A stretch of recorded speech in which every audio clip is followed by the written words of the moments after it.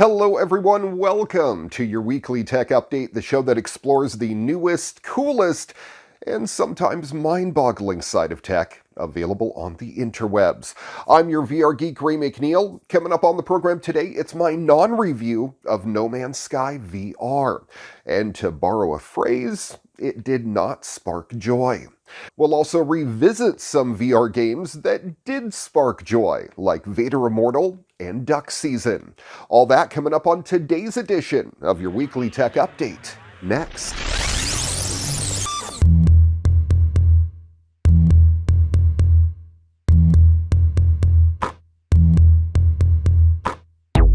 Hi everyone. If you haven't heard yet, No Man's Sky just released a massive update. They're calling it Beyond. With it comes new gameplay, a new multiplayer element, and VR support, which of course got me excited. Now my plan was to get this game and do an entire show on it, but that's not gonna happen. I wanted to play this game on the highest settings or close to it because my computer can handle it and enjoy the heck out of it, but that didn't happen. I have never played No Man's Sky and I wanted this to be the best VR experience yet, but again, that didn't happen. What did happen was 45 hours of grinding away to get nowhere. Endless missions to find this element, to put it in this device, to transform it into this element so I could fuel the engine of my ship for a short time.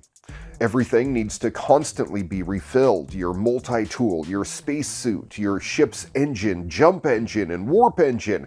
On top of that, you can't communicate with anyone till you learn their language. One word at a time. Advancing the story usually means traveling from this planet to that planet to find an element, to another planet to find an alien artifact, to another planet to analyze all of your finds. This game can be beautiful, and it generally does a great job of making you feel the power of your ship as you head through the atmosphere, jump from one point of a solar system to another, and warp to other areas of the galaxy. Multiplayer is entertaining for the most part. You can meet up with your friends by joining their session or meet up in the Nexus. That's the new multiplayer hub where you can join missions with friends or other random players. Now, before I continue, let me say that this is not my type of game. I don't like RPGs, and this has a lot of traditional RPG mechanics.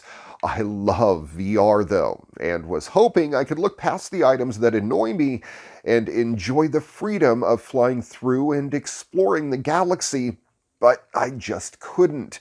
It's possible that I may have been able to get into this game if it wasn't so glitchy. We'll talk about that in a moment.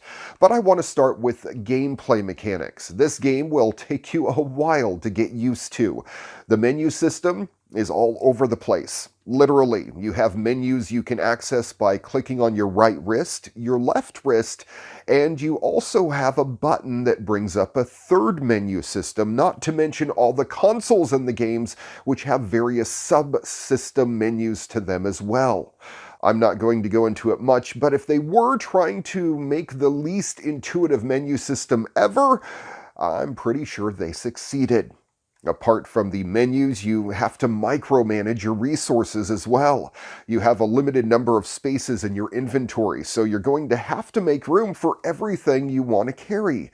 That means you will have to drop a few items that you will need later on, and you will have to again hunt for them when the time comes. Through your inventory, you have the ability to craft items as well and upgrade your suit, ship, multi-tool, and any ground vehicles that you build. There is an expansive crafting menu where you can build anything from bases to vehicles to consoles for various tasks.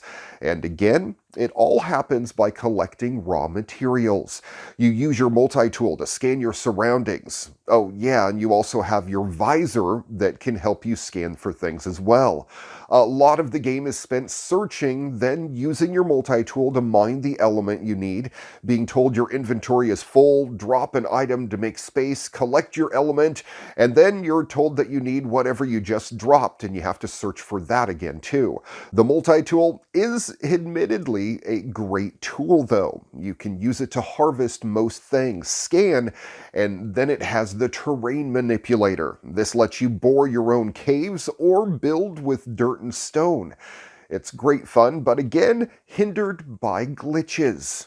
Oh, so many glitches. A reminder that this is being played on a PC, and then on the PS4 they had to optimize it a bit more, so as far as I've heard, there are no glitches, but there is an insane amount of blur. Eventually I got frustrated with the grind of finding elements just to stay alive and switched to what they call creative mode. This allows you to play the game without most of the resource management, but I am sorry to say that it didn't change much for me. It is still a game of back and forth, going from one planet to another, collecting items, and the multiplayer wasn't much better. Yes, you can team up with friends, but all of the missions involve scanning, collecting, delivering, rinse and repeat. What about a good multiplayer dogfight? That's what I was hoping for.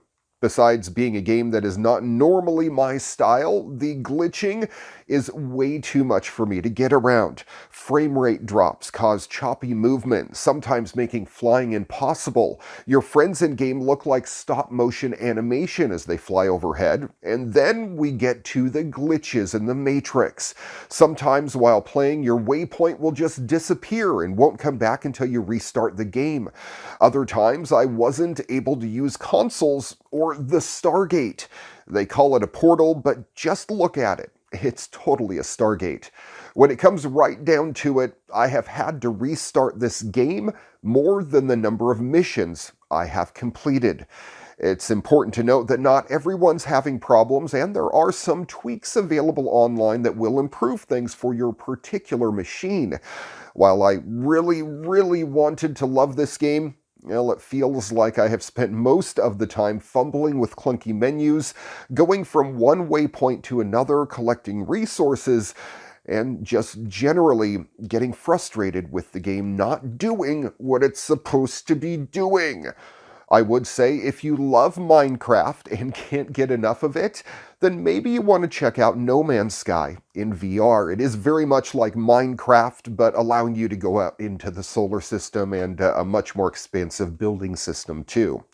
For everyone else, however, maybe keep your distance, at least until the game is a bit more optimized.